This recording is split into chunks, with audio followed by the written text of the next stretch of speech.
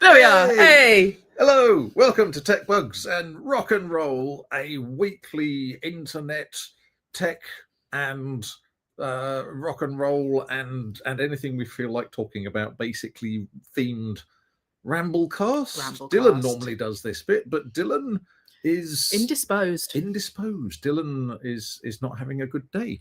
No. Dylan wishes that the sun would come out and failing that the world would F off. And just leave him. A highly relatable mood.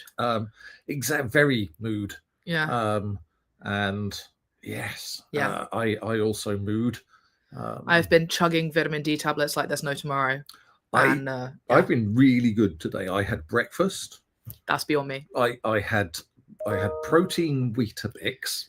Mm-hmm. And I had creatine gummies that are blue raspberry flavored, which I've now ordered. Sweets. Because I have creatine powder and I don't take it because it turns out drinking chalky water sucks. Yes, but eating blue raspberry flavored gummies. Yes.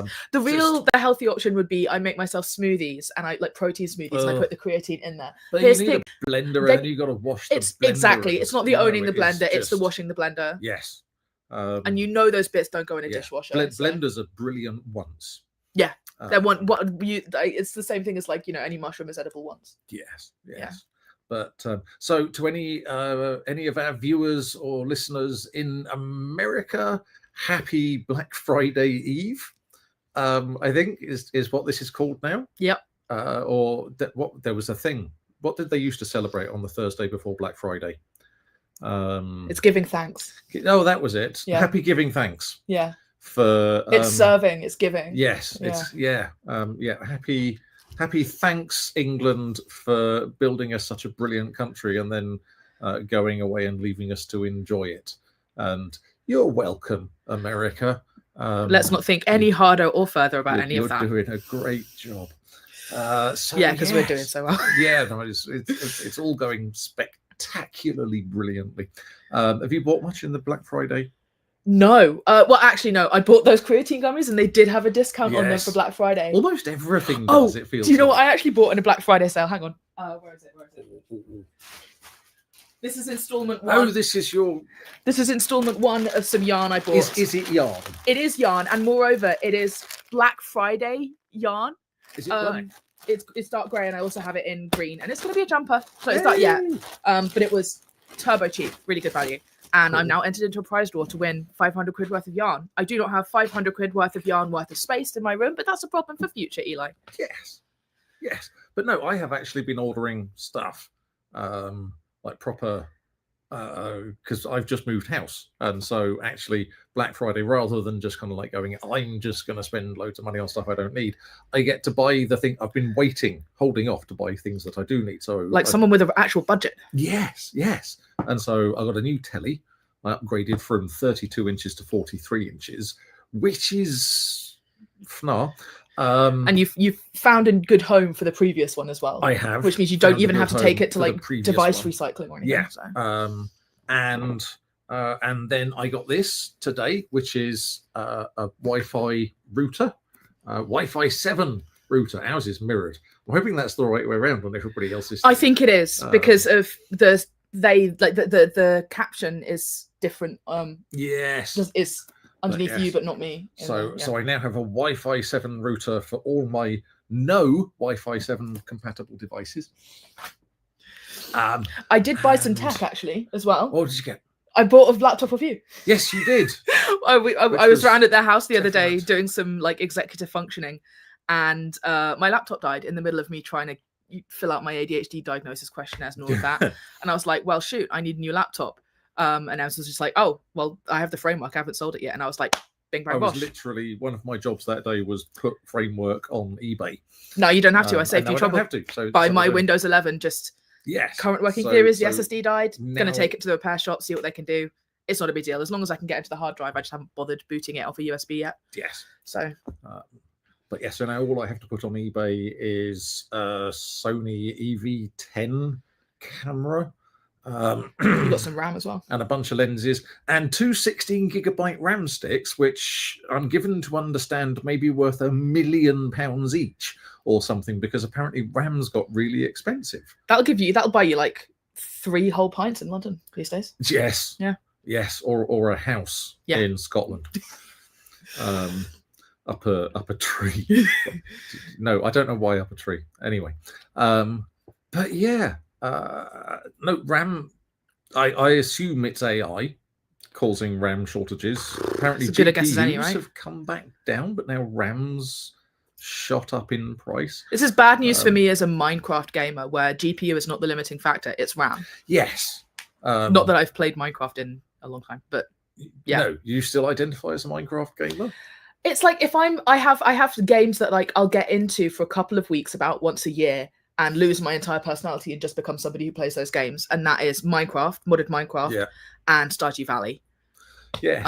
Start a new save file that takes over, eating, drinking, speaking, whatever. Yeah.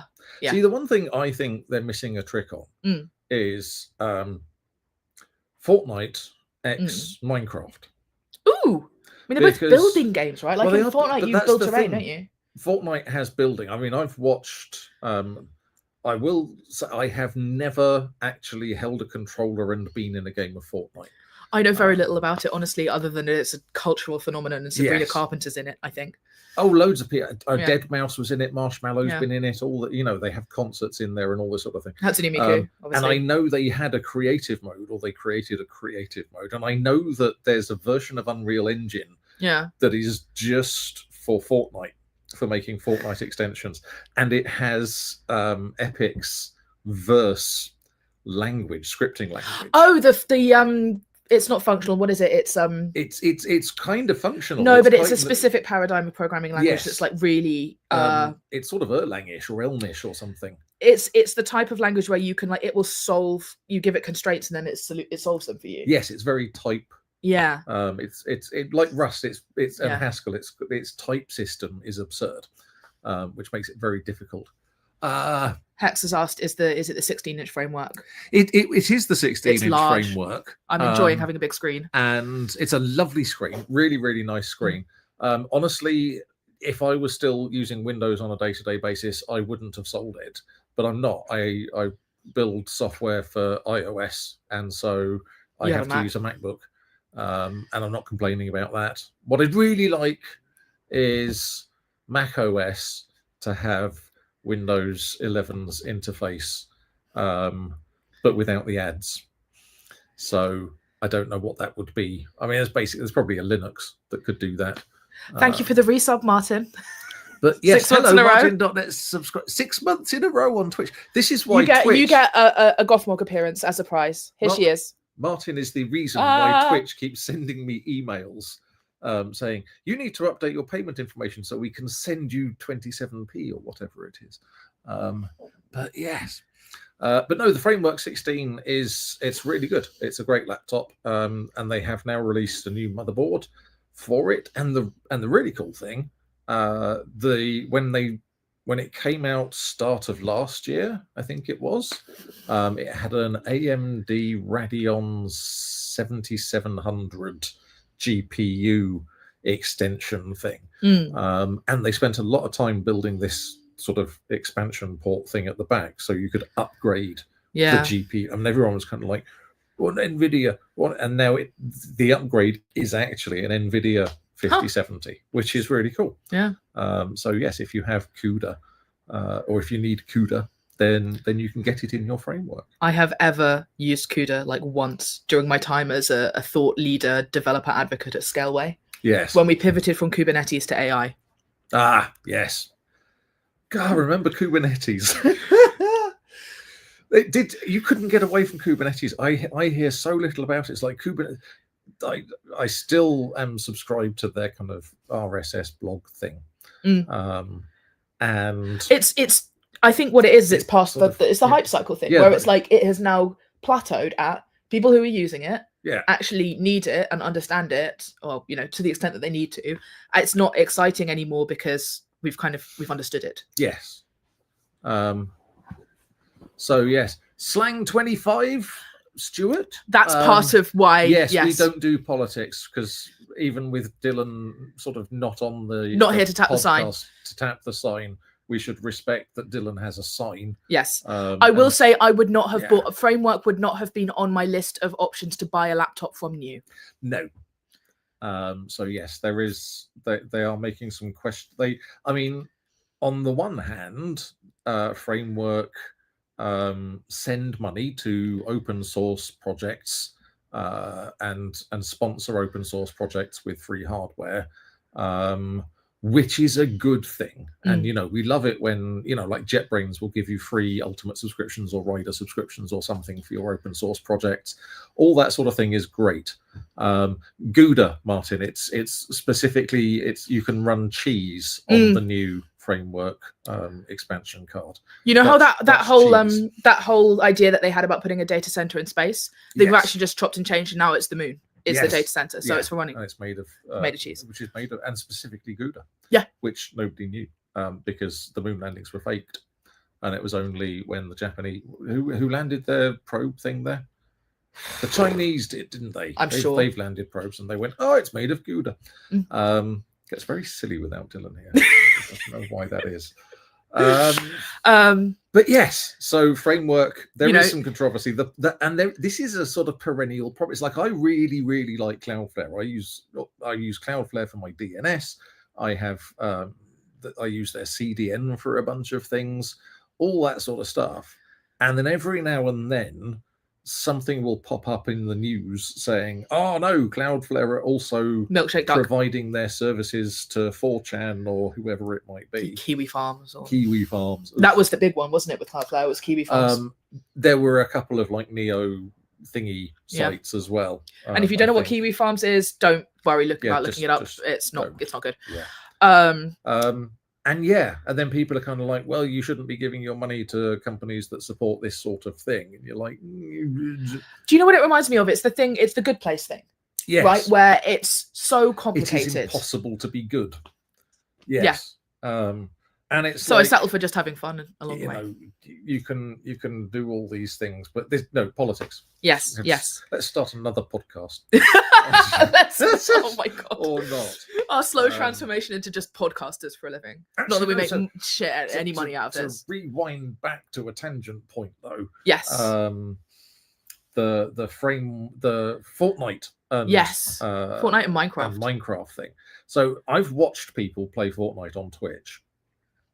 And as far as I know, they're playing with a controller, which means they've got 1, 2, 3, 4, 5, 6, 7, 8 buttons, and a D-pad and 2 sticks. Yep. And so everything they're doing with some combination of that. Those inputs. And they're chatting away. Yeah. And sort of going. Oh, and paddles. And that's talking true. To chat. Paddles? Oh, on the back of the controller. Oh, if you have the Elite. Yes. Controller thing. Yes, I've lost my paddles. We do have a certified gamer in the chat, so we've got Martin to help us. But start opening the podcast with "What's up, gamers?" Also, we need to come back to that thing about Zig in a second. Yes. I'm going to put that on screen so we can come back to it. I saw that as well. Yeah. But that news. Yes, and so I watch. What's that guy's name? Tyler Blevins Ninja or something. That does right. He was shockingly good at Fortnite, and he's blathering away to the chat and running around and bouncing to make himself harder to hit. Yeah. And building a fort. Yeah. And headshotting people all at the same time. Yeah. Different bits of the brain. Kind of like but Fortnite's creative mode, which is where you can just build forts without Tyler Blevins headshotting you from halfway across the map, and you can just peacefully get on with life. I don't feel like it's ever really taken off, you know, whereas Minecraft, and the problem with Fortnite's building system is it's quite restrictive. It's quite sort of prefabricated.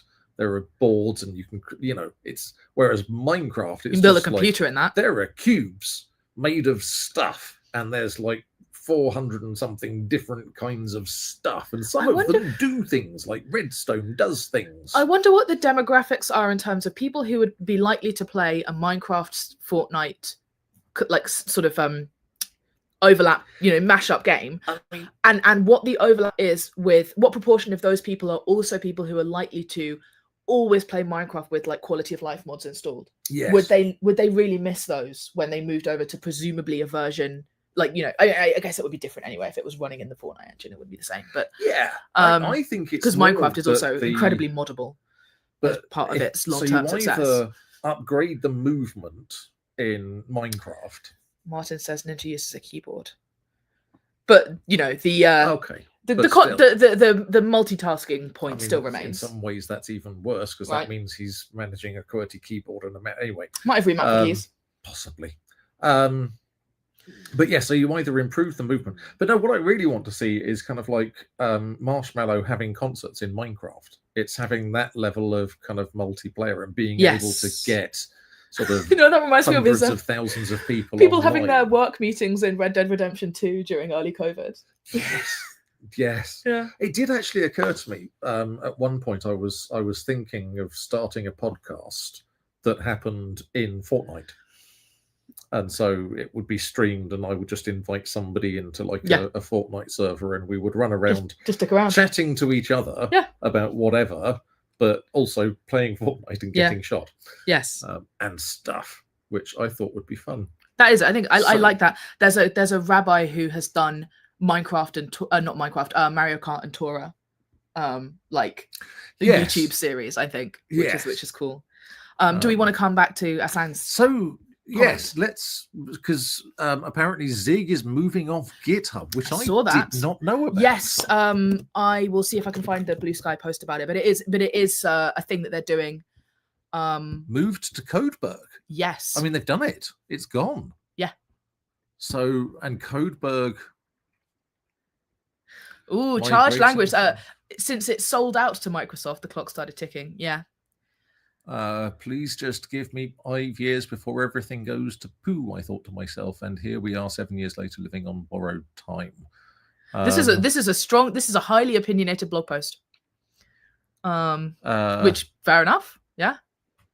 And so no, I mean it's Stuart Eslang referenced the ICE relationship, but actually this blog post is putting aside GitHub's relationship with ICE. Yeah. And seems to be. It seems like product concerns that they have. Yeah. Which I don't disagree with at all. I don't sling code a lot for a day job, so a lot of these things are things that will not I don't have direct experience with, can't sympathize with directly, but seems sensible to me.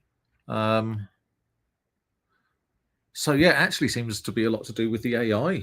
The fact that GitHub was sort of all in on pushing the AI. Well, who was it? Armin Warnanaka posted on Blue Sky again, being like, "Oh, has this place become more accepting towards AI, or are we still got dunked on ratios." Yes, I bet he did. Yeah. Can I delegate my shit posting to a highly trained shit posting version of ChatGPT? Yes. Yeah. So yeah. I mean, it's all trade-offs, isn't it? Yeah. Yes. No, and I mean, talking of sort of AI coding and everything, I use Claude Code, and I don't apologize for that. If I wasn't using Claude Code, it wouldn't be creating a job because you wouldn't be doing the job that you do. I don't have any money to hire developers. Yes, this isn't, I could hire a developer, or I could just... You would love to hire some developers. I'm not pulling an HP and laying off thousands of employees because we can use AI to do the same thing. And if somebody said this to somebody at HP, because... Hello, HP. What if everyone does that? What if everyone just keeps doing that? Where do we end up? I feel like I need to actually sit down and read Bullshit Jobs by David Graeber, because if you genuinely could have your job replaced by an LLM, it was a bullshit job to start with. and that's a problem to begin with. Yes. Except now you also don't have food. Yes, but this, and I honestly, I think that there's something really, really weird has happened to the world. I was going to say, Hex, that is explicitly not going to happen. There was a thread on the Framework forums that was reading through the responses, and their position on this issue is what solidified for me that I would not want to buy a laptop from them again. Yes. I mean, and it's, my alternatives are like Microsoft, so it's not like, Yeah. But dig into it, because it's not great. Yes. And it's very much one of those things that's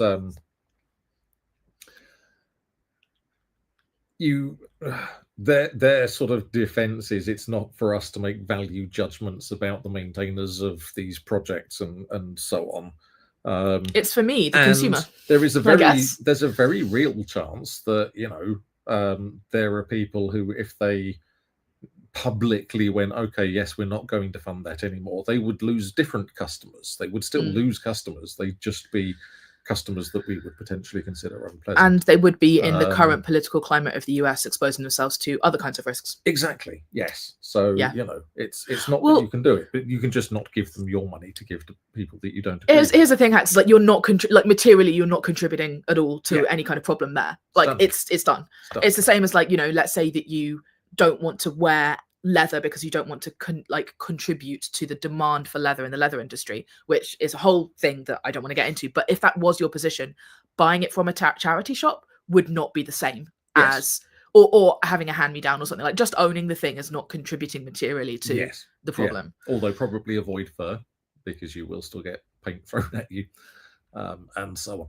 But yes, so but no, Claude, or Anthropic rather, because Claude is the personification name for their AI. They are the only one that I'm aware of that does that as well. It's kind of like Google's got Gemini, which isn't a name, and OpenAI's got ChatGPT, and we'll come back to that in a bit. Yeah, we will. But yeah, well, for two fun, one fun reason and one not fun reason, and one not fun. Yeah. But yeah, Anthropic's is called Claude, which is, you kind of like, oh, I'll just ask Claude. Yeah, it's like, oh, it's a person. And it's a French person specifically for Claude. But all of a sudden, it's the default engine for Claude Desktop and Claude Code was Sonnet 4.5. And now it's switched to Opus? And now it's switched to Opus 4. Well, they released Opus 4.5. So, because we were on 4. Then there was a 4.5 version of Sonnet, which was, and it was actually quite a lot. It was noticeably better. Yeah. And now they've done a 4.5 update for Opus. And because I have their Max subscription, the $200 a month one, I have unlimited Opus. Yeah. Which is a lot of AI. And so I assume that all of this means that Claude, or that 5 is coming at some point soon, and then that'll go back to being the expensive one. But yes, so that's quite nice. So today, Claude and I wrote a whole bunch of Objective-C code and Unity code and all that sort of thing, and pushed it to GitHub. And yeah, no, it was fun. But yes, OpenAI. Should we get on to talking about OpenAI? Let's talk about the sad one first. Let's talk about the sad one first. So yes. Yeah. There was a teenager who killed himself. And a big part of what led up to that was his conversations with ChatGPT. Yes. And there's been a lawsuit about it. I think it's in the States. Because I know there was talk of the First Amendment and how that interacts. Yes. But OpenAI has basically said, not our fault, by the way. Also, he violated the terms and conditions when he used ChatGPT in this way. Talk about tone deaf. Yeah. I mean, from a PR standpoint, if nothing else, it's, I guess, but then they don't want to accept liability, isn't it? But there's ways and ways to do that. Yeah. But yeah. So yes, no, that's kind of, I don't know where do you get lawyers that go, you know what, I think the best way to respond to this is to threaten to counter-sue the grieving parents. Yes. And that's just a very, We're gonna move it, put it closer in, and then Yeah, there we go. There's Dylan.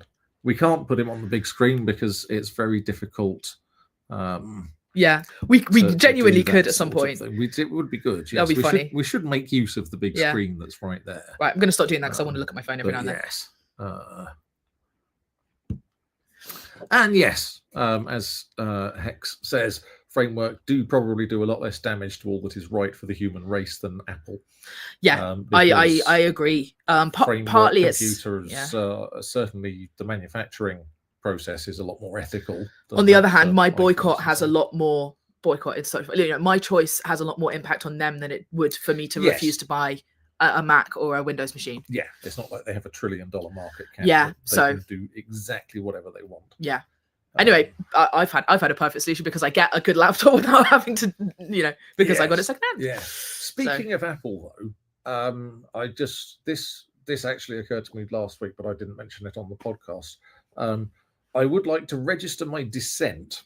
I would just like to put my name to a piece of paper that says it is very bad when the people who build the IDE for writing software for the computers and the phones and the tablets are the same people who charge you $200 per terabyte of disk space when you buy one of their laptops or one of their desktops or one Are of their you perhaps referring to some kind of bloat? Because last week I got an alert that popped up that said you have this. The thing it was terrifying. It was you have less than 50 gigs of disk space left because I have a terabyte of disk and 950 gigabytes of it was full. And the fear, the panic at knowing that I had less than 50,000 megabytes. I once had a 50 megabyte hard disk. Right. So which cost like several £100. It was for my Amiga. I think it was 50. Yeah. It might have been 500 megabytes. But I suppose. Especially if you're a gamer as well, because games these days are fucking huge. Yes. Compared to I never really got. I have not really kept up with gaming in the sense I still play handhelds. I still play my old Pokemon games that you can fit on your phone. So I believe that things like Call of Duty and stuff like that are up to 70 gigabytes. Something like that, which is just... if you install all the modes and all the things. Yeah. But yes, I panicked because I had less storage available to me than existed in all the computers in the world, probably prior to 1980. Because 50 gigabytes is a lot. But anyway, I went into my system settings and storage because Mac OS.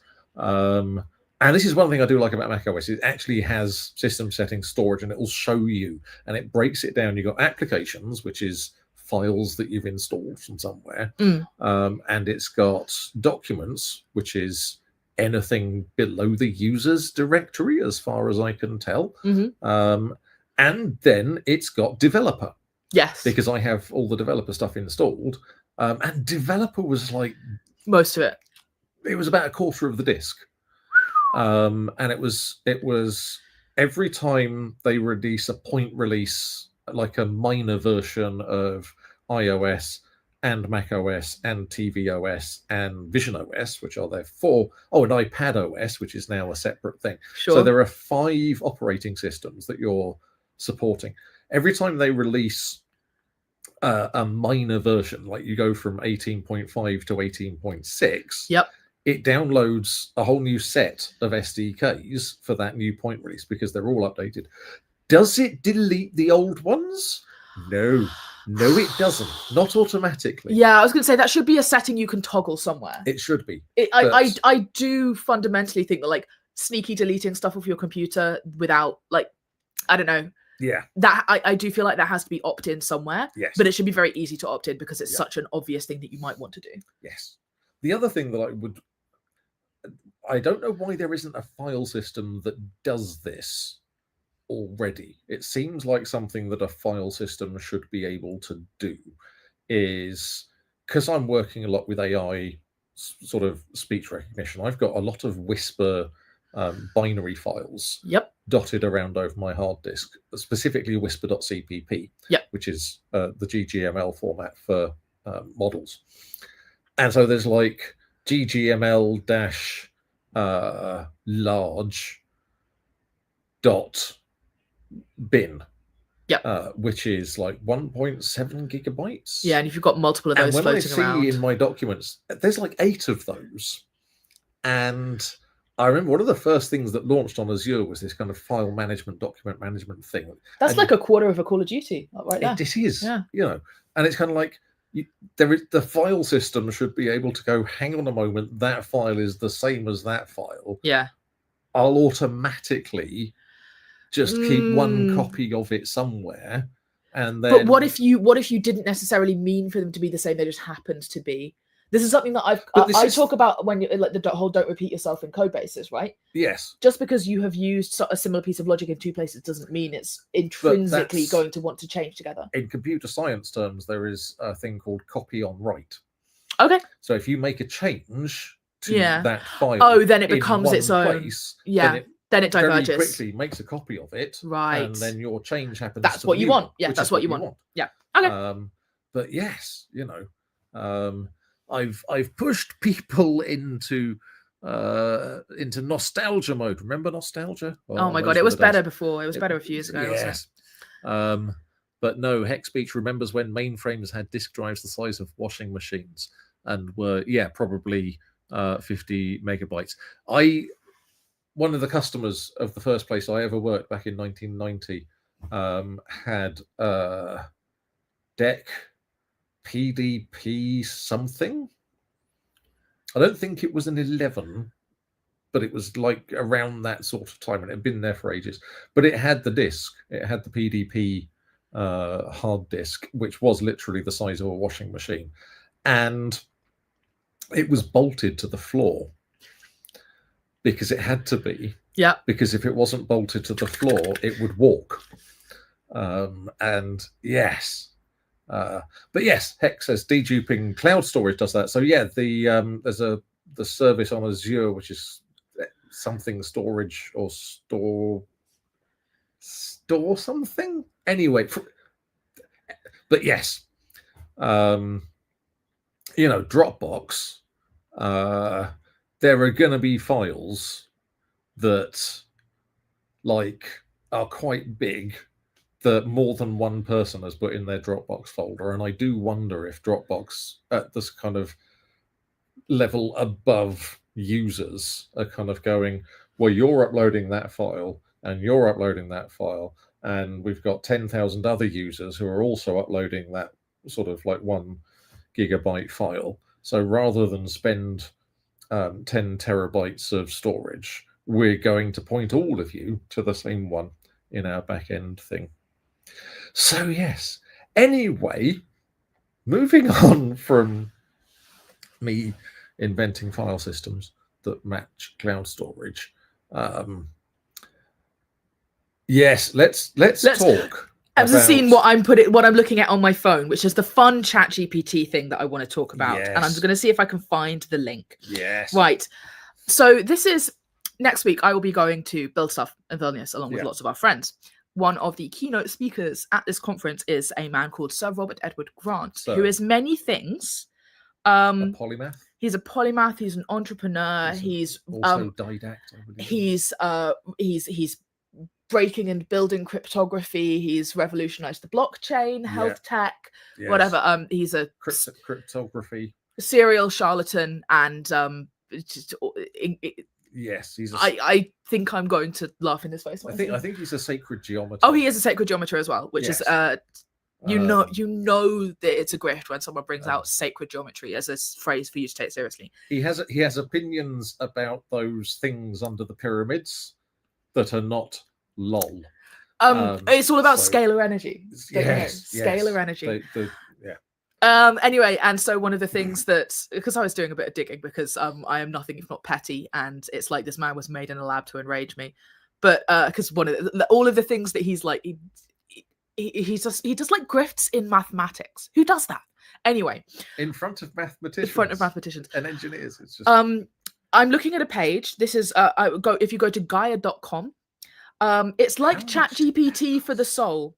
Gaia's Architect Plus brings the wisdom of thousands of teachings into one AI, helping you find clarity, healing, and purpose anytime you need it. Healing. Architect Plus weaves together mathematics, scalar energy, ancient wisdom, and spirituality into a unified framework, helping you recognize your place in a reality shaped by frequency and resonance. It's not a teacher, it's not an oracle, it's a spiritual reflection engine. What it is a GPT trained on the works, like the books and patents and writings of this guy, Sir Robert Edmund Clark. Yes. And he's got like 1 million subscribers or something. He's got an audience of about 1 million, I think. Yeah. And it's people are experiencing revelations of this is helping them tap into the higher dimensions and the vibrations that power the universe and everything. Yes. And I suspect, as last time I looked, I didn't know, there was no information about what his keynote at Build Stuff in about, this time next week, pretty much, is going to be about. I think it's sort of TBD. Next week's podcast will just be a live stream. Well, I don't know if Build Stuff streams things, because they do record them, don't they? But you're going to be there. So I am going to be there, but I was wondering, see if I could hook into their stream or something. But no. It's going to be an experience. If they are live streaming the thing on YouTube, Dylan and Eli are both going to be at Build Stuff. I can't go. I bought this hoodie to wear in this talk. This this guy Grant has merch, and it's like merch. One of his pet hobbies is discovering new polyhedra, which he's pretty sure will close. It's like if you were an actual geometer, you would have proofs. That's what we do in maths. We have proofs. We don't have patterns. Wasn't it that he's discovered new platonic solids? They're not. I don't think he describes them as platonic. I think there's something like quasi-platonic. How many platonic solids are there? There are a specific number. It's a very set number. It is. It's less than 10. It's been mathematically. Yeah, proved. And then there's there are sort of there are subsequent solids that you can get with like only combining a certain number of face shapes and things like that. Like a football can be made from hexagons and yeah. Let me have a look at what he actually says. I mean, he is a damning indictment of the American patent system, because he has patents. Yeah. For like a system and method. It's like if Stephen Wolfram had a baby with Mystic Meg, who, if you're not English, Mystic Meg was the astrologer in like the News of the World or something. And yes, but it's just it's pure woo and grift. Yes. And it's just it's wild. Anyway, and this guy is going to be on stage giving a keynote. Yes, and probably talking about the fact that he's come up with a method for predicting primes. Oh, he's found patterns in primes based off the not even first year undergrad proof. Like you could get a 16-year-old to understand the proof of all prime numbers greater than 3. If you square them then subtract 1, it's going to be divisible by 24. It's elementary. Yes. You just need to know, like, you need to kind of know the Chinese remainder theorem, but it's also intuitive. Yeah. And the Chinese remainder theorem is like 3,000 years old. But all of this to say that one of his, like, because this is the type of guy who's like pivoted from grift to grift over the years as he pisses off communities and it gets exposed and so on and so forth. And the latest one is this AI this LLM that he's trained and is like, I wonder how many people it's going to send into severe mental health distress. Yes. Because it's sort of, we've just talked about ChatGPT contributing at the very least to a situation where a 16-year-old killed himself.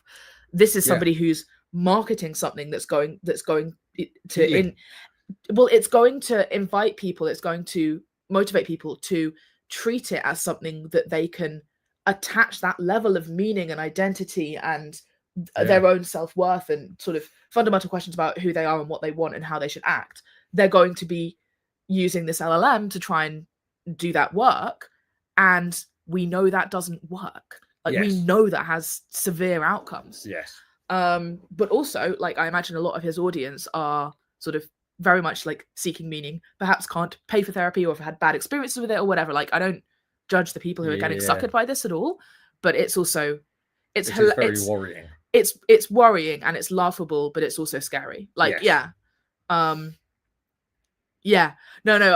thought you said patterns in crimes and that Minority Report was going to be a thing. I mean, hey, calling it now at some point in the next 2 we already have this with like predictive policing stuff, don't we? Like, we're kind of already there. It's just, I mean, the main patterns in crimes is your cat. Yes. Gothmog is in fact responsible for all crime ever. Yes. I would not be surprised to one day come in and find Gothmog sitting in a chair, stroking a bald crime boss and saying, "I've been expecting you." So the Jeffrable has said that a physics professor turned young Earth creationist reformulated special relativity to show that the Earth was 6,000 years old and relied on light having different speeds to or from Earth, described as magnificent bastardry. See, this guy is still one step up above Sir Robert Edward Grant because he at least had formal scientific training. Yes. This guy was just like, we've broken RSA. Hadn't broken RSA, just saying. Also made loads of erroneous claims about elliptic curve cryptography being based on the RSA problem. It's not. But there's like one person on his entire company who has an undergrad in maths, which is what I have. And I could still tell he's bullshit. Yes. So. And it's kind of like... But he has a BA in like Korean and business management or something. To be under the misapprehension that Diffie-Hellman key exchange is based on primes. It is based on primes, but it's not based on prime factorization. Yes. It's not based on the integer factorization problem. Yes. It's based on the discrete logarithm problem. Yes. Yeah. Which is not the same thing. Shor just happened to write algorithms that broke the integer factorization and the discrete logarithm problem, which is why they're bundled together under things that are vulnerable to quantum computing attacks. They're not based on the same problems, though. So if we could solve integer factorization, but not discrete logarithm problems, RSA would be broken, but not elliptic curves. Yes. Or not Diffie-Hellman. But no. So it's now gone into... What is going on in our chat? You're all mental. There's a lot of cranks out there. The one who estimated the time on the day of creation and said it was about tea time, which, yes, that was a real person, Bishop Usher, referenced in Good Omens, and he was wrong by 15 minutes. Listen, sometimes you get a little snacky. Sometimes tea time is earlier than it normally is, right? But no, this is... So the young Earth creationists, they do make me laugh because... they have worked out the age of the Earth by adding up the ages of everybody in the Bible up to the birth of Jesus. I think they do go back to the birth of Adam, or the creation of Adam, right? Oh yeah, but they only go up to the birth of Jesus. Okay. Because we know from them. We know how long it is since then. Yeah. Oh, sorry, you meant the other half. Yes. So yes, because Jesus was born in 4 BC. Because it turns out records were not great in those days, and we lost 4 years. One of them was a leap year, so so today is actually Friday. So yes, it's actually Wednesday. 2029. Yeah. Which means that asteroid should be going by any day now. God. Hi, please. Just just hit the right people, please. Yeah. But yes, and then all the science and the answers in Genesis and all this sort of stuff is how can we make cosmology and science and physics and chemistry and carbon dating and all these sorts of things. Yeah. How can we make that match this number that we've come up with this scientific method? Yeah. And the thing that really makes me laugh is the factions within it, though, because you've got the ones who are like so good humans and dinosaurs, like Ken Ham from the Creation Institute, the dude who built the Ark that got flood damaged. Yeah, I would just like to have a Sherlock Holmes quote in here because it is a capital mistake to theorize before one has data. Insensibly, or I think it's meant to be inevitably, one begins to twist facts to suit theories instead of theories to suit facts. Yes, and it's that distilled. So yes, and then you get sort of physicists going, "Oh no, light has slowed down since." So for the first 1,000 years, light went a lot faster, which is how we can see stars that are 46 billion light years away. They were closer longer ago. They were closer because the universe is expanding. I had a marvelous conversation with a guy once who, when I pointed out that there wasn't enough water to flood the Earth, went, "Oh no, it was a lot flatter then." And he's kind of like, how do you even have an argument with someone? But so yeah, there are people that the speed of light has changed.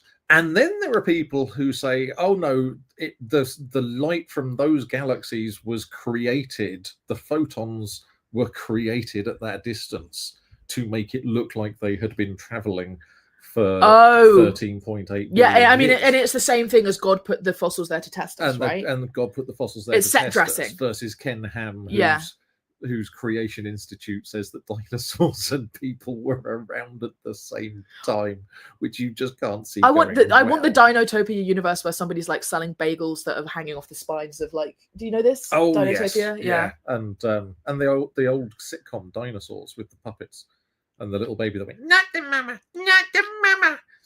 Anytime his dad went near him, it was brilliant. Love Phil and Genesis, though. Not many that can drum and sing. Yes, this is true. Yeah, no, absolutely. But yes, the ones who say, oh no, the light was created and it was already on the way here and stuff.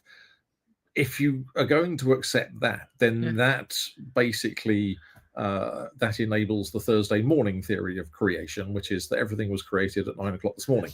Exactly. How do you know that you weren't just born right now and all of your memories are intact? Exactly. And a shared delusion that was just put in all of our heads. Like the entire scientific method falls apart as soon as you start doing things like that, which is, or the entire ability to reason at all. Yes. Because you just don't have priors anymore.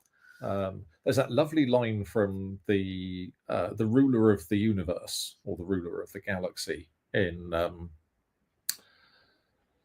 one of the Hitchhiker's books. It's either the Hitchhiker's Guide or it's the Restaurant at the End of the Universe. I got to reread those before January. But they go. The reason that Zaphod Beeblebrox stole the Heart of Gold was so that he could find the person who ruled the universe. Yeah. And when they find him, it's an old man who lives in a shack on a planet where it rains all the time. I do remember this. And he only has a cat, or what it pleases him to think of as a cat. Sure. And they're going, well, but the universe goes, how do I know the universe even exists? How do I know that reality is not just a hallucination to account for my current physical experience and my state of mind? The past is a hallucination to account for the discrepancy between my current state and my state of mind.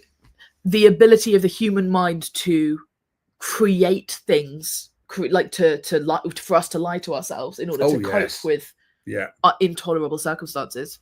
The human mind is very good at that. And memories are weird as well. It's kind of the way we remember stuff is extremely abstract, and it's malleable as well. And then we kind of filter it through everything that's ever happened to us to construct what we think are memories and everything. Yep. So anyway. Yeah. Nothing is real. Go have a margarita. I'm kind of looking forward. We were saying yesterday, I was for a very long time when I was married, if people came to the front door to talk about what a wonderful world we lived in or anything, somebody would come running to the front door and go, run, leave, go away, don't talk to them. Nothing good will come of this. And so they would go, okay, thank you very much for your time and leave. And she's not there anymore. Yes. And so I'm really hoping the Jehovah's Witnesses don't have your ex-wife's line of defense against you. No, that's it. And I will make them tea. I will invite them in and I will make them tea and I will talk to them. And it is fun. And yes. I have this urge, the same urge when I think about Robert Edward Grant. I would, yes. Like I don't know. I mean, I don't think you're going to see him sort of debating people in the Ben Shapiro. God, no. But I don't know. I looked on the Build Stuff website and I was trying to see if any of his many grift holding companies are sponsoring Build Stuff, which would have explained why he's up on stage. I could not find a list of sponsors for Build Stuff anywhere. But if his company is there and has a booth, you bet I will be getting merch. You bet I will be up there trolling. Yes. Because it's been too long since I got to be a bitch with no repercussions, basically. Yeah, no, I am sad that I will not be getting. I am also very sad that you will not be able to go. Yes. Bob Ted Grant, as we call him. Yes. I'm a fan of Reggie for his initials. Oh, yes. Or to be fair, he's Sir Robert Edward Grant, so that makes him like an S Reg car. So you could call him like. So there's something there with Cray Cray. Ooh. Because Reggie was one of the Cray twins. Oh. And so you could. This is like. This is how like informal and intimate registers develop. Is you just put two insane people together and just start building our own language. Yeah. But no. So I just moving on from Reggie Cray Cray. I did want to share some good news. So Valve have announced new hardware, and it's been a while since Valve announced hardware because the Steam Deck was the Steam Deck was the last one, and that's been done out for well. a while now. Yeah, great piece of kit. I've never owned one. So. You know, it could use a new iteration. They could. Well, actually, it's weird. Because can you do mods with it? Like, can I play modded Stardew Valley? Oh yes, yeah. I mean, because at the moment my Stardew Valley machine is my Switch because I have it on Switch and I really like the form factor. I like a handheld console. Yes, but no, it's a Linux PC, so yeah.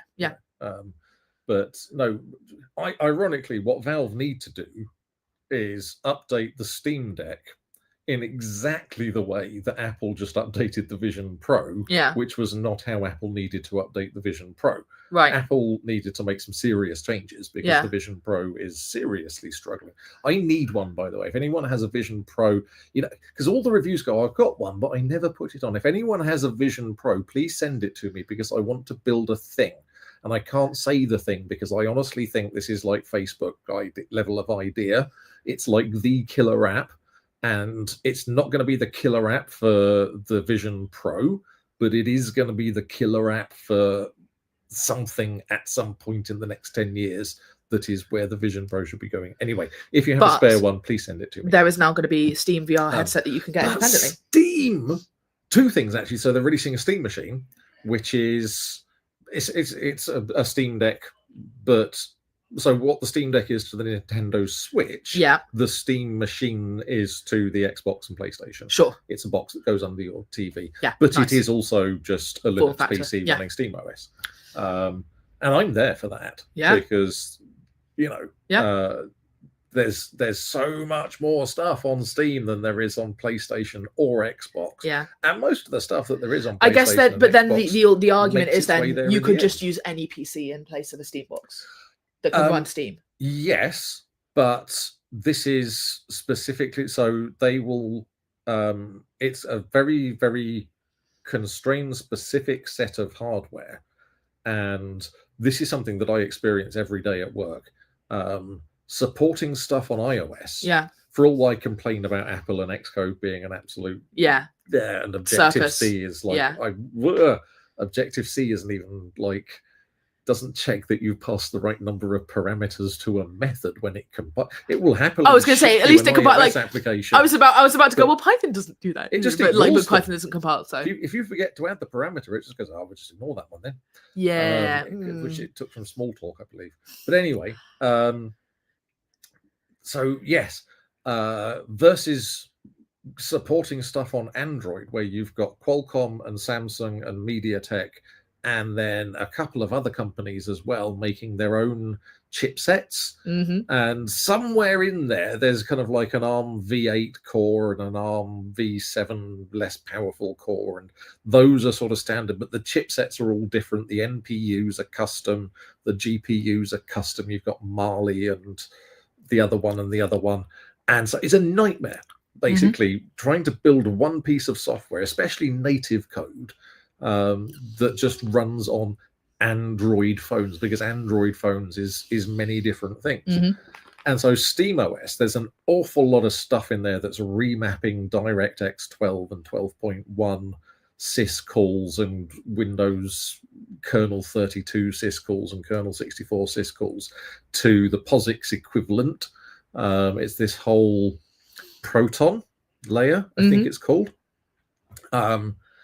And it's very, very hardware specific. And so it needs to know exactly what graphics card you've got and exactly what CPU you've got. And so the Steam machine that goes under your telly, it takes away all of that. Has this graphics card and this CPU. It's very specifically got, I think it's like going to be a Radeon 700, maybe an 8. Yeah. And if effectively it's like RDNA essentially 4 what it's and doing is Zen it's going to 5 or make whatever. PC gaming effectively more accessible to people who do not want to have to know about all of this stuff. Exactly. Yes. Yeah, which is just a good thing. And also theoretically it would mean that if you wanted to put more RAM or SSD in it, that should be fairly straight. Certainly SSD. RAM could potentially be soldered because it does make it go faster. Yeah. It depends what the GPUs looks like. But the more important thing that Valve are releasing is a headset, a virtual reality headset that is standalone. So you can connect it to your PC. I suspect you will be able to connect it to your Steam machine if you have one under your television. But you can also use it standalone, like the Meta Quest 3, except it's made by Valve. And I'm not saying Valve are saints and the perfect angelic company that never do anything wrong. There's certainly been a few things along the way where people have gone, "Oh, Valve," and how fair their store policies are and the 30% and whatever it is. I know that they had to change a lot when Tim Sweeney turned up with the Epic Games Store and went, "Hey, we're going to do this." But they're not Meta. Yes. Who are pure evil. There is nothing in anything that Meta does that is good. Or certainly not done better by somebody else. Couldn't be done better by somebody else. Yeah.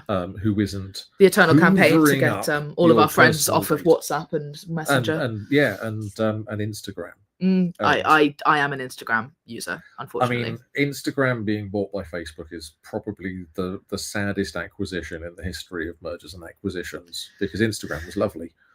And actually, it is lovely. The only literally the only problem with Instagram is that it's owned by Meta. Yeah. And I want to circle back to something. Yes. We were talking about restarting the simulation, and Jeffable has said some claim that people already did, and Hitchhiker's Guide suggests perhaps that this has already happened. Because one of the things we were going to talk about today, in the 3 minutes we have remaining, was there is no anti-memetics division. Yes. And now you see the... So yes, we have now both finished the book. Yeah. And that is very much, no, this has all happened before. Yes. Because it's all to do with memory and perception and... Yeah. knowing things and being able to recover knowledge from basics from priors. If you have a meme, which as sort of coined by Richard Dawkins, I don't know, possibly. Yes, I should know that. Is a self-replicating idea. It's information. A meme is like the information version of a gene, which is why it's spelled similarly. And so if you have a meme, which is something that gets stuck in your head, then you can have an anti-meme. Yes. Or the idea of the which resists being known. So yes, something. And so like the silence in Doctor Who, if you watch Doctor Who, you sort of, when you're looking at them, they're scary as hell. And then when you look away, you forget they're there. Yes, you just have a bit of missing time, which you might not even notice, and a vague sense of terror.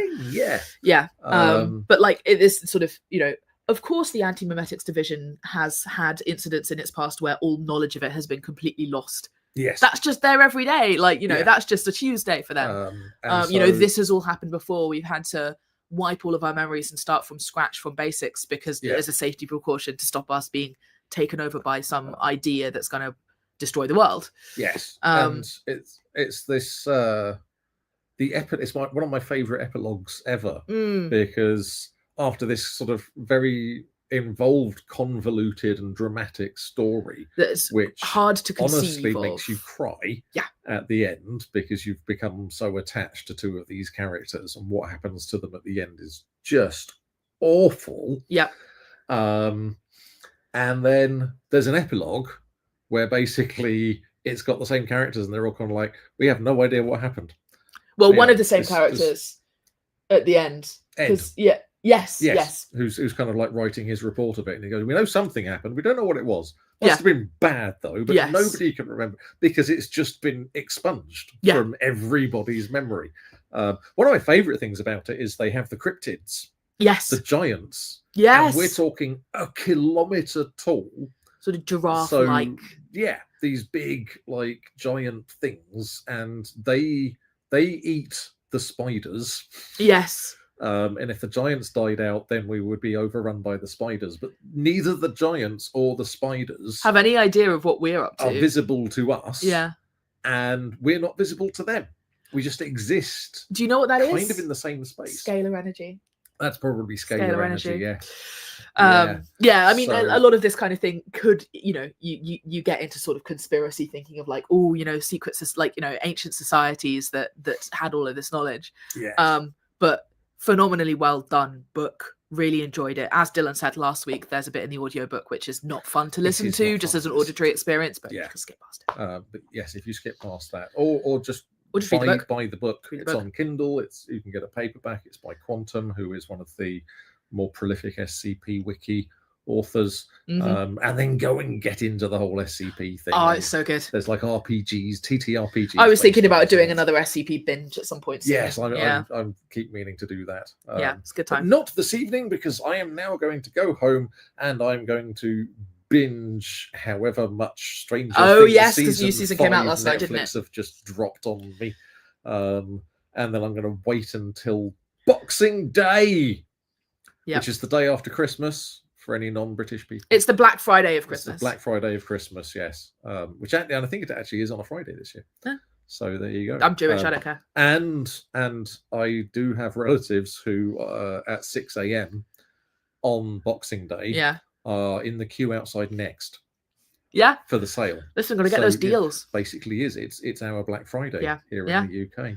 No, I've been Boxing Day shopping before in my life, in Westfield in London, the original Westfield. Yeah, it was an experience. Which the Shepherd's Bush one? The original one, the OG Westfield. Yes. Because I was in London like around the time that Westfield was built and started operating. That one was when I was a teenager. Sort of like Chiswick area. Yeah, exactly. Yeah, so that was my old stopping grounds. That was your teenager mall. Yeah, so that is to me. Well, you were a mall rat in the Westfield shopping centre. Not so much. I had King Street. King's Mall in Hammersmith, but Westfield was near enough for us to bother going, and so to me Westfield, there's only one. It's that one. So Jeff says he's been waiting for this before settling down for the Stranger Things binge. Thank you, Jeff. That's really sweet. The idea that someone has delayed the gratification of Stranger Things season 5 to listen to me witter away with you on the internet is rather sweet. Always wild, Jeff. When you remember that other people perceive you. What's going to happen next week? Unclear, because Dylan and Eli will be watching Bobted, Reggie thoroughly destroying our livers in the front row of this talk. I think what might happen is that I don't think if Build Stuff, if it's live streamed on in any YouTube, way, I'm going to do a reaction stream. Yeah. Oh, absolutely. I was thinking of suggesting that to you. Live reaction stream. Yeah. If it's not, then what I might do is one of my solo kind of rambles. But if you've got it on the kind of the sneak cast, on a Signal chat or something, you can give updates. Then I can just be kind of like going, oh yes. So did you know that? Yes, you can be giving the third hand. Yes. Yeah. But also, if there is time for questions, yes. Either if you could ask, or if you could prime somebody else in the audience to ask, which would be even better. I want to know his position on beans. Oh, Pythagoras. Yeah, exactly. Pythagoras was very opposed to beans. And so anytime a new sort of mathematical genius pops up, because I know Isaac Newton was pro beans, but he served them in Mercury. But yes, so I need to know Reggie Cray-Cray's position on beans. Otherwise, I can't buy his product. Man. So, yeah. Right. Anyway, we should go. We should let Jeffrable go and watch the Stranger Things season 5, and you should go and watch it as well. Yeah, I'm going to watch The Martian this evening. Oh, that sounds nice. It's going to be good. Excellent. All right. Okay, and so yes, something will happen next week involving me, but we'll just see what that there is will be a Tuesday, a Thursday. There will be a Thursday. There will be a Thursday. And it may be the first Thursday ever. This one might just be you imagining. Yeah, this is actually a constructed memory. Yeah, this is constructed. This never happened. Anyway, we were never here. All right. take care of yourselves and each other, and we will see you next time. And bye. And play outro and end stream.